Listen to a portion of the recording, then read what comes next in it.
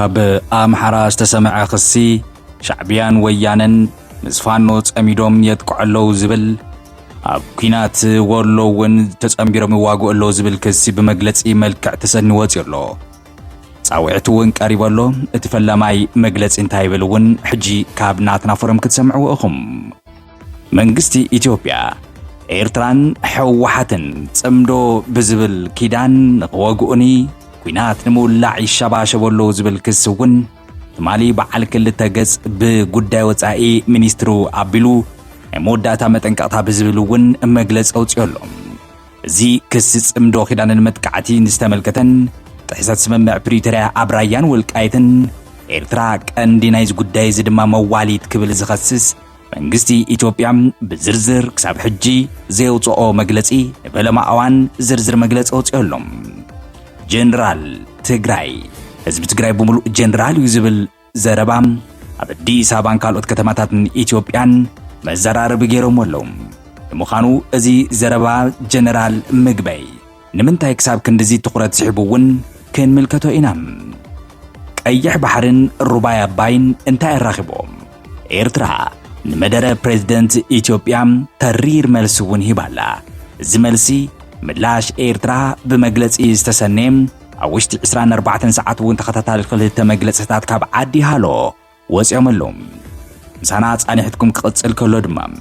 ቀዳማይ ሚኒስትር አብይ አሕመድ ቅድሚ ሕጂ ተዛሪቦም ዝነበሩ ዓለም ለኸ ሚድያ ኣብ ኢትዮጵያ ክኽፈተለዎ ዝበልዎም ትማሊ ዝመስሪቶም ኣለው ፐልስ ኦፍ አፍሪካ ድምፂ አፍሪካ ሓድሽ ማዕበል ሚድያ ብዝብል ውን ኣብ ኢትዮጵያ ሓድሽ ዓለም ለኸ ሚድያ ተጣይሸሎ እዚ ሚድያ እዚ ብቀዳማይ ሚኒስትር አብይ አሕመድ ዝተበገሰ ትካል ንዝተፈላለዩ ሃገራት አፍሪቃ ውን ዝሽፍን ኣብ ዓለም ውን ዝንቀሳቀስ ሚድያ የተባሂሉ ዘሎም ዋጋ ወርቂ ሰማይ ዓሪጎሎ ዝብል ድማ ናይ ቁጠባ ናይ ቢዝነስ ዜና ናዩ ዋጋ ወርቂ ክንደይ በፂሑ ንምንታይ ከመይ ወሲኹ ውን ናትና ፎረም ዝሓዘቶ ዝርዝር ዜና እዩ ሰላም ጥዕና ያበልና ኹብራት ሰማዕቲ ተመልከትና ናትና ፎረም እዚ ናትና ፎረም ድምጽ ሁሉ እዩ ኣነ ሃገር ተኽለ ብርሃኔ ላይክ ጌርኩም ጀምሩ ሼር ሰብስክራይብ በመግባር ከም ትወትሩ ቤተሰብ ኩኑ ኣብ ሕድሕድ ዜናታትና ዘለኩም ርእይቶ ውን ጽሓፉልና ለኣኹልና ሰናይ ምክትታል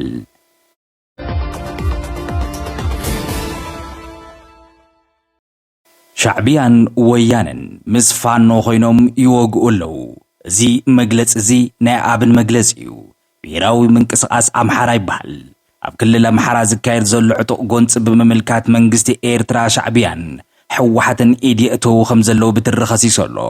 ኣብቲ ሎሚ ዝወፀ ወግዓዊ መግለጺ እቲ ውድብ ንዕጡቓት ፋኖ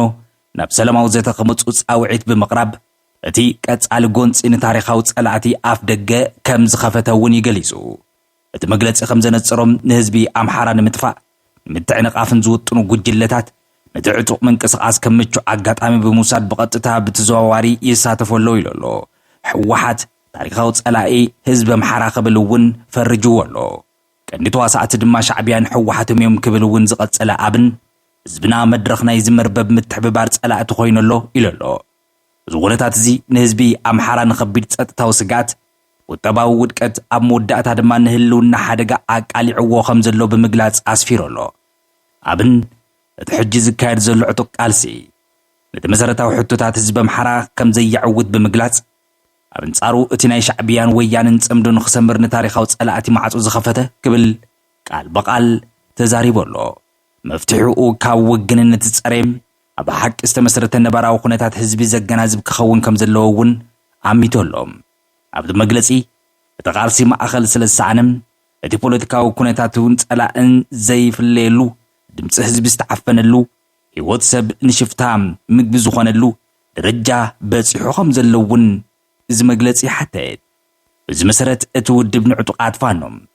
ናብ ማዕዲ ዘተ ክመፁ ጻውዒት ብምቕራብ ዝተፈላለዩ ምኽንያታት መሰረታዊ ሕቶታት ህዝብኹም ንምምላስ ናብ ዕጡቕ ቃልሲ ዝኣተኹም ኣሕዋትን ኣሓትን ዝበለ ኣብን እዚ ሕጂ ዘሎ ሓደገኛ ኩነታት ምቕጻሉ ንህዝብና ኣዝዩ ዝጎድእ ንመጥቃዕትን ታሪኻውን ጸላእቲ ድማ ዘቃልዕ ብምዃኑ ክብል ደጋጊሙ ገሊጹ ንምዃኑ ታሪኻዊ ጸላእቲ ብዝብል ተደጋጊሙ ዝተገለጸ ሕወሓት ምዃኑ እዩ ንመጥቃዕቲ ታሪኻውን ጸላእቲ ድማ ዘቃልዕዩ ዝበለ ኣብን አምሓራ ታሪኻዊ ውዕለት ወዓሉሉ ክብል ውን ጻውዒቱ ቀሪበሎም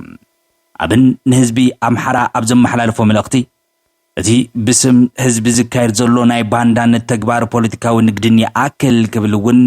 መግለጺ እዩ ዝኽንበድ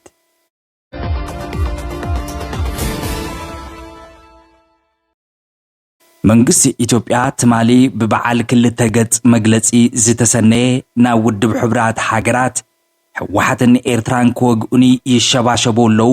ጽምዶ ዝበሃል ሓድሽ መድረኽ እውን ከፊቶም ኣለው ዝብል ክሲ እዩ መንግስቲ ኢትዮጵያ ንመንግስቲ ኤርትራ ተሪር መስመር ዝኽተል ክፋል ሕወሓት ብሓባር ጽምዶ ዝተሰመየ ኺዳን ብምፍጣር ኩናት ንምውላዕ ይሰርሑ ከም ዘለው ብምኽሳስ ንቓልኣይ ግዜ ናብ ውድብ ሕብራት ሃገራት ጥብቂ መልእኽቲ ከም ዝለኣኸ ተፈሊጡ ዕለት ክልተ ጥቅምቲ 2025 ከም ኣቆጻጽር ኣውሮጳ ናብ ዋና ጸሓፊ ውድብ ሕብራት ሃገራት ተላእኸ ደብዳቤ ናትና ፈርም ከም ዝተመልከተቶ ኢትዮጵያ ክሳብ ሕጂ ላዕለዋይ ደረጃ ዓቕሊ ሒዛ ከም ጸንሐት ዝጠቅስ ዝዓቕሊ ዝግንዘል ዓለም ዝቕጽል ከም ዘይኮነ ዝሕብር ንላዕላውነት ንምክልኻል ስጉምቲ ክትወስድ ከም እትድንግግ ዘጠንቅቕ ደብዳቤ ኢና ተመልኪትና እዚ ደብዳቤ ኢትዮጵያ ኣብ ወርሒ ሰነ 2025 ከም ኣቆጻጽር ኣውሮጳ ብዛዕባ ተደጋጋሚ ምትኽታኽ ኤርትራ ኣብ ላዕላውነት እተካይዶ ዘላ ጽልኣታዊ ተግባር ኣመልኪታ ካብ ዘቕረበቶ ቀዳማይ ደብዳቤ ስዒቡ ዝመጸ እዩ ኣብዚ ሓድሽ ደብዳቤ እቲ ኣብ መንጎ መንግስቲ ኤርትራን ክፋል ሕወሓትን ዘሎ ምትሕብባር ኣብ ዝሓለፉ ወርሓት እንዳበርትዐ ክመጽእ ተገሊጹ ኣሎ እቲ ደብዳቤ ከም ዝገለጾም መንግስቲ ኤርትራ ተሪር መስመር ዝኽተል ክፋል ሕወሓት ጽምዶ ብዝብል ስም ኣብ ትሕቲ ዝፈጠርዎ ኺዳን ኢትዮጵያ ንምውጋእ ብንጥፈት ይዳለለው ይብል እዚ ክስ መንግስቲ ኢትዮጵያ እዚ ኺዳን ከም ፋኖ ዝኣመሰሉ ዕጡቓት ጉጅለታት ብገንዘብ ብምሕጋዝ ብምውፋር እቲ ጎንፂ ናብ ዝሰፍሐ ዞባ ንምንዛሕ ይስራሕ ከም ዘለውን እቲ ክስ ገሊጹ ከም ኣብነት ድማ ኣብ ቀረባ እዋን ዕጡቓት ፋኖ ንወልድያ ሓንቲ ካብተን ዓበይቲ ከተማታት ክልል ኣምሓራ ንምቁፅጻር ዝገበርዎ መጥቃዕቲ ብመንግስቲ ኤርትራን ሕወሓትን ዝተደገፈ ዝተለዓዓለ ምንባሩ እቲ ደብዳቤ ብትሪ ይገልጽ ኣዘዝትን ተጋደልትን ሕወሓት እውን ኣብ መጥቃዕቲ ብቐጥታ ተሳቲፎም ይብል ቃል በቃል ካብቲ ጽሑፍ ናትና ፎረም ዝተመልከተቶ ብተወሳኺ ኣብ ዞባታት ራያን ወልቃይትን ሓይልታት ሕወሓት ነቲ ኣብ 2022 ከም ኣቆጻጽር ኣውሮጳ ሕዚ እውን ኣብ ፕሪቶርያ ዝተኸተመ ስምምዕ ቋሚ ቁራጽ ተኹሲ ዘላቕ ሰላም ብቐጥታ ብምግሃስ ሓድሽ ዙር ጎንፂ ንምጅማር ዝዓለመ ምትኽታኻት ከም ዝተፈጸመ እቲ ደብዳቤ ይኸስስ ሓይልታት ምክልኻል ኢትዮጵያ ግን ላዕለዋይ ደረጃ ዓቕሊ ብምሕላው ነቲ ኩነታት ንምቁፅጻር ከም ዝፀዓረም ኣብቲ ደብዳቤ ተጻሒፉ ኣሎ እውን እምበር እዚ ዓቕሊ ዝንዘል ዓለም ዝቕጸለ ኣይኮነን መንግስቲ ኢትዮጵያ ዝጻሓፎ መልእኽቲ እዩ እቲ ደብዳቤ መንግስቲ ኤርትራ ቀንዲ ኣቀናባሪ ዞም እከይ ተግባራት ይኽብል ይኸሲሱ ነዞም ጎንፂ ብቐጥታ ብገንዘብ ብንዋትን ብፖለቲካ ደገፍን ከም እተሓወስዎም ዝኸስስ እቲ ደብዳቤ ናይ መወዳእታ ዓላማ ኤርትራ ኢትዮጵያ ምፍራስ ምርጋእ ምዃኑ ይጠቅስ ኤርትራ ነዚ እተካይዶ ዘላ ተንኮለኛ ውዲታታ ኢትዮጵያ ወደብ ንምርካብ እትገብሮ ዘላ ጻዕሪ ስለ ዘስገእኒኤ ዝከላኸል ዘለኹ ብዝብል ምስምስ ንምሽፋን ትፍትን ከም ዘላ ደብዳቤ ረድዩ ይኹን እምበር እዚ ምስምስ እዚ ኤርትራ ካብ ነዊሕ እዋን ጀሚራ ንኢትዮጵያ ንምድኻም እትገብሮ ጻዕሪ ንምሽፋን እትጥቀመሉ ስልቲ ጥራይ ክብል እውን ይዝገልጽ ኢትዮጵያ ዝኹሉ ምትኽታኻት እንዳሃለወም ናይ ወደብ ሕቶ ኣብ ሰላማዊ መንገዲ ክትፈትሖ ቆራጽነት ከም ዘለዋ ኣብቲ ደብዳቤ እውን ተጻሒፉ ኣሎ ዝበለጸን ዘላቕን ናይ ወደብ መፍትሒ ንኽልቴን ሃገራት ዝጠቅም ትካላዊ ዝኾነ ቁጠባዊ ምትእስሳር ምፍጣር እዩ ዝበለት ኢትዮጵያ ራእይና ላዕላውነትን ግዝኣታዊ ሓድነትን ክልቴን ሃገራት እንዳተሓለወ ንውልድ ወለዶታት ዝኸውን ሰላም ርግኣት ሓበራዊ ብልጽግና ዘረጋግጽ ሰፊሕ ቁጠባዊ ምትእስሳር ምፍጣር ይላላ ኣብ መወዳእታ ኢትዮጵያ ምስ መንግስቲ ኤርትራ ብጽቡቕ ድሌትን ምዝራብ ድልውቲ ምዃና ደጊማ ብምግላጽ ንዓለም ለኸ ማሕበረሰብ ጻውዒት ተቕሪባ እቲ ጻውዒት ዓለም ለኸ ማሕበረሰብ ኣብ ልዕሊ መንግስቲ ኤርትራ ጸቕጢ ብምግባር ነቲ ኣብ ልዕሊ ኢትዮጵያ ተካይዶ ዘላ ቀጥታውን ዘይቀጥታውን ጽልኣታዊ ተግባር ደው ክተብል ይግበር ዝብል ኮይኑ ኤርትራ ንላዕላውነት ግዝኣታዊ ሓድነት ኢትዮጵያ ክተኸብር ኣብ ውሽጣዊ ጉዳያት ኢትዮጵያ ኢዳ ካብ ምእታው ክትቁጠብ ዘጠንቅቕ እውን እዩ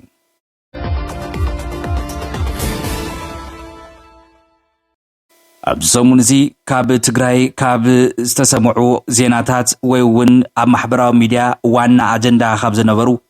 ዘረባ ጀነራል ምግበይ ሃይለ እዩ ጀነራል ምግበይ ህዝቢ ትግራይ ብምሉእ ጀነራል እዩ ባህላዊ ጀነራል ትብሉና እወ ባህላዊ ጀነራላቲና ዝብል ዘረባ ጀነራል ምግበይ ህዝቢ ትግራይ ብሙሉእ ጀነራል እዩ ዝብል ዘረባ ኣብ ካልኦት ከተማታት ኢትዮጵያ ኣብ አዲስ አበባ ሓዊሱ መዘራረቢ ጉዳይን ርእሲ ዜና ኮይኑ ወፂኡ ኣሎ። እቲ ኣዘራራቢ መግለጺ ብዝብል ዝግለጽ ዘሎ ዜና ጀነራል ምግበይ ሃይለ ከም ብሓድሽ ኣብ ማእኸል ኣጀንዳ ዘእተወ እውን እዩ።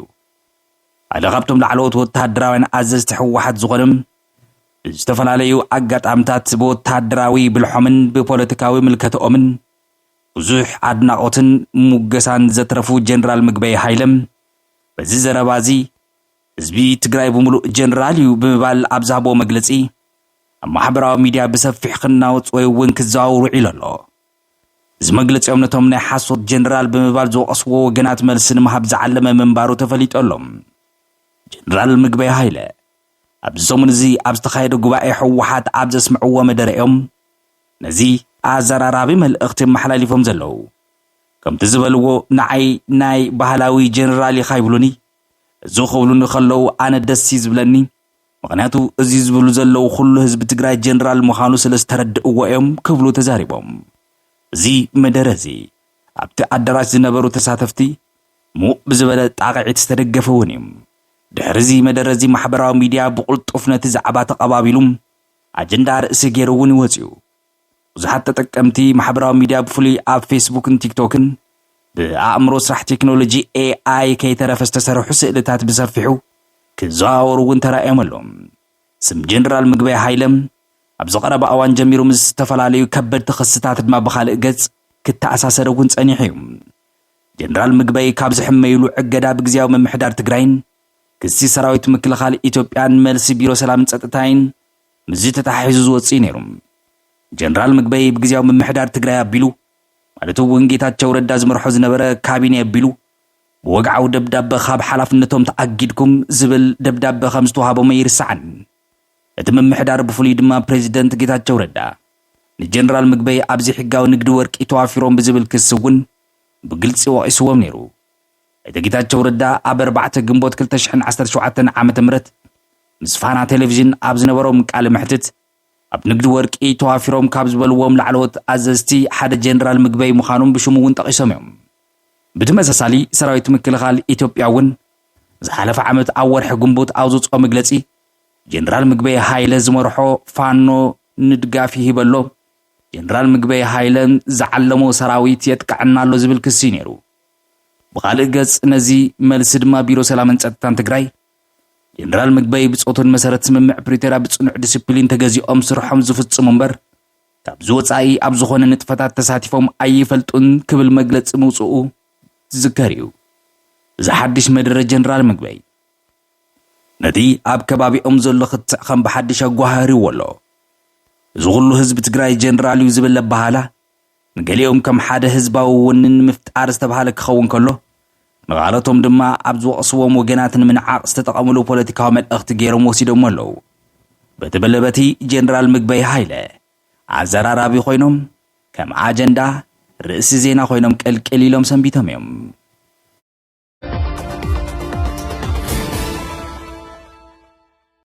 ቀይሕ ባሕርን ሩባ ኣባይን እንታይ ረኺቦም? ኤርትራ ንመደረ ፕሬዚደንት ኢትዮጵያ ዝቃወም መግለፂ ኣውፅኣ ኣላ። መንግስቲ ኤርትራ ፕሬዚደንት ኢትዮጵያ ታየ አጽቀሥላሴ መጻኢ ዕድል ኢትዮጵያ ምስ ቀይሕ ባሕርን ሩባ ኣባይን ዝተኣሳሰሩ ክብሉ ኣብ ዝገበርዎ መደረ ብምቋም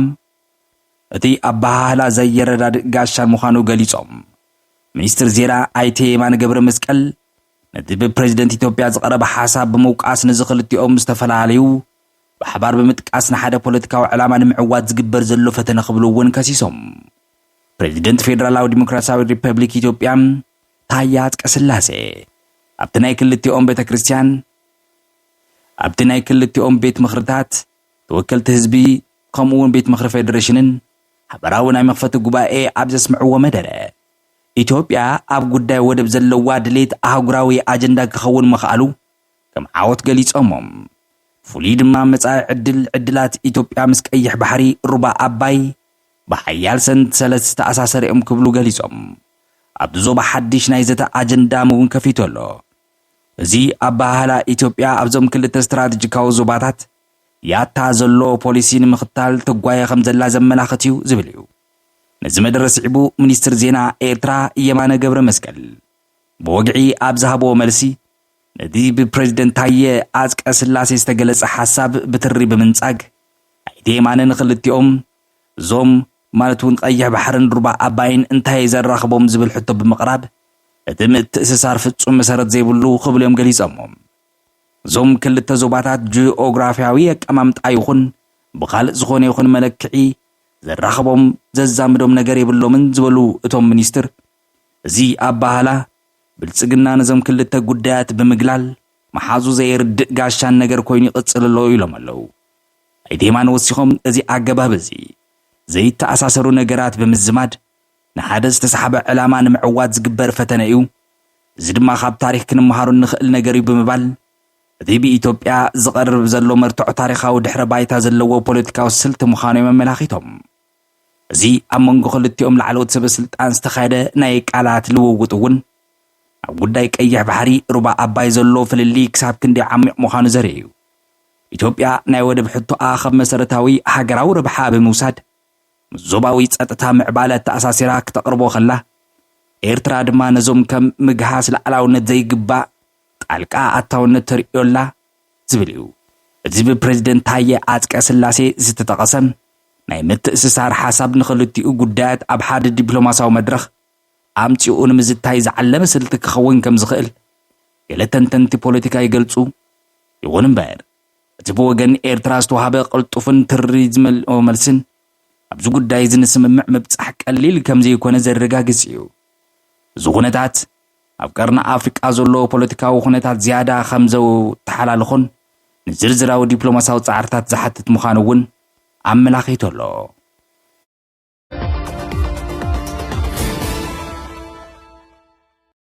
ኣብ ኢትዮጵያ ሓድሽ ዓለም ለኸ ቴሌቪዥን ጣብያ ተመስሪቱ ኣሎ። እዚ ፐልስ ኦፍ ኣፍሪካ ድምፂ ኣፍሪቃ ዝብል ሓድሽ ማዕበል ሚድያ ስራሕ ጀሚሩ ዝብል እዩ ጸብጻብ ሚኒስትር ቢሮ ቀዳማይ ሚኒስትር አብይ ኣሕመድ። እቲ ብቀዳማይ ሚኒስትር አብይ ኣሕመድ ዝተበገሰ ትካል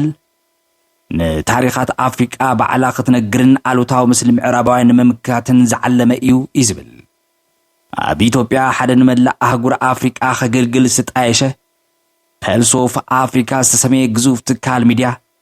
وقدماي ሚኒስትር አብይ አሕመድ ተመሪቑ ብወግዕ ድማ ስርሑ ጀሚሩ ኣሎ።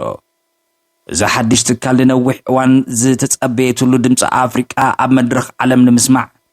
ዝተነደፈ ታሪኻዊ ምዕራፍ ተባሂሉ ኣሎ። ኣብቲ ስነ ስርዓት ምረቓ ዝተዛረቦ ቀዳማይ ሚኒስትር አብይ አሕመድ ብምስራት ፐልስ ኦፍ ኣፍሪካ ነቲ ጽኑዕን መሰረታውን ድምፂ ኣፍሪቃ ኣብ ዓለም ለኻዊ መድረኽ ንምስማዕ ዝተነጸፈ መሰረት እዩ ክብሉ እዮም ገሊፆም። ቀንዲ ዕላማ ናይዚ ትካል ነቲ ብሚድያታት ምዕራባውያንን ካልኦት ወገን ኣፍሪካ ንዓለውታዊ መልክዕ ናይ ምቕራብ ልምድን ምምካት ከምኡውን ታሪኻትን ሓቅን እዛ ኣህጉር ብውሉዳ ክኽበረሉ ዕድል ምፍጣር እዩ። እቲ ትካል ገጽን ድምፅን ኣፍሪቃ ዝብል መሪሕ ቃልን ጭርሖን ዝሓዘ ኮይኑ ልክዕ ከምቲ ንዓለም ዓረብ ዝሰርዖ ኣልጀዚራ ንሱ እውን ንኣመለኻኽታ ድምፅን ኣፍሪቃ ንመላእ ዓለም ከቃልሕ ዝተመስረተ እዩ ይብል። እቲ ሓሳብ ምስራት ናይዚ ትካል ብ2022 ከም ኣቆጻጽራ ኣውሮጳ ኣብ ዝተኻየደ ጉባኤ ሕብረት ኣፍሪቃ ብቀዳማይ ሚኒስትር አብይ አሕመድ ዝቐረበ መንባሩ ዝከር እዩ። ኣብቲ እዋን እቲ ቀዳማይ ሚኒስትር ኣፍሪቃ ድምፃ ብኣፍሪካውያን ክትገልጸሉ ትኽእል ናይ ባዕላ ኣህጉር ለኸ ሚድያ የድልያ እዩ ክብሉ ኣጀንዳ ቀሪቦም ነይሮም። እዚ ሎሚ ስርሑ ዝጀመረ ፐልስ ኦፍ ኣፍሪካ ትርጉሙ ናይ ኣፍሪቃ ህርመት ልቢ ፍረ ናይቲ ሽዑ ዝተዘርአ ዘርኢ ምስ ምረቓት ትካል ሓደ ዘመናዊ ስቱድዮ እውን ብሓባር ኣብ ዝተኸፈተሉ እዋን ትርጉሙ ስዒቡ ዝተዋሃበ እዩ። ወናኒ ናይዚ ትካል ሚድያ መንግስቲ ኢትዮጵያ እኳ እንተኾነም ከም ኣህጉራዊ ትካል መጠን ካልኦት ኣካላት ድማ ብፅሒቶም ከም ዘለዎም ኣይተገለጸን። ንዝሓለፉ 9 ኣዋርሕ ኣብ ናይ ፈተነ ስራሓት ከም ዝጸንሐ ድማ ተፈሊጡ ኣሎ። ኣብቲ ናይ ሎሚ ስነ ስርዓት ምረቓም ብዙሓት ላዕለዎት ሰበስልጣን ዲፕሎማሰኛታትን ተሳቲፎም ካብኦም እውን ኣምባሳደር ኣሜሪካ ኣብ ኢትዮጵያ፣ ቀዳማይ ሚኒስትር ወኪል ኢትዮጵያ፣ ኣማኸርቲ ቀዳማይ ሚኒስትር አብይ አሕመድ፣ ኣቦ ወንበር ኮሚሽን ሕብረት ኣፍሪቃ ዝነበሩ ሙሳፋቂ መሐመድ ኣብ ዘስምዕዎ መደረ ድማ ንምስራት እዚ ትካል ብዓብዪ ኣድናቆት ብምብጋስ ኣፍሪካዊ ቢቢሲ ክብሉ ገሊጾም እዮም።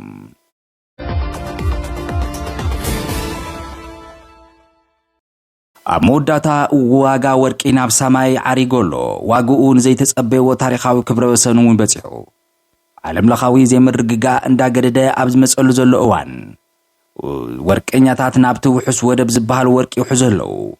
ኣብዚ ዓለምና ብፖለቲካን ቁጠባውን ዘይምርግጋእ ትናወጸሉ ዘላ እዋን ብዙሓት ዓበይቲ ሰብ ሃብቲ ገንዘቦም ኣበይ ከውሕስዎ ከም ዝኽእሉ ኣብ ዝተጨነቕሉ ወርቂ ንኹሉ ዘገረመ ታሪኻዊ ክብረ ወሰን ዋጋ ኣመዝጊቡ ኣሎ። ዋጋ ሓደ ኣውንስ ወርቂ ልዕሊ ዝኾነ ይኹን እዋን ሰማይ ብምትንካፉ ከም ቀንዲ መዛረቢ ናይ ዓለም ለኻዊ ዕዳጋ ፋይናንስ ኮይኑ ይዒድ ኣሎ። እዚ ዘይተገመተ ናህሪ ዋጋ ወርቂ ካብ ዝተፈላለዩ ሓይልታት ዝምንጩ እዩ። ቀንዲ ምኽንያት ወፍረኛታት ኣብ ካልኦት ንብረታት ከም ኣክስዮን ዘለዎ እምነት ስለ ዝተዳኸመ እዩ። ኣብ ዝሓለፈ ዓመት ሚያዝያ ጀሚሩ ንምሕዳር ፕሬዚደንት ዶናልድ ትራምፕ ኣብ ልዕሊ ዝተፈላለዩ ሃገራት ፍሉይ ድማ ቻይና ቀረጽ ታሪፍ ምጽዓኑ ካብዚ ዘውጅ እንዳሓር ዋጋ ወርቂ ልዕሊ 25 ሚእታዊ ወሰኸሪ እዩ።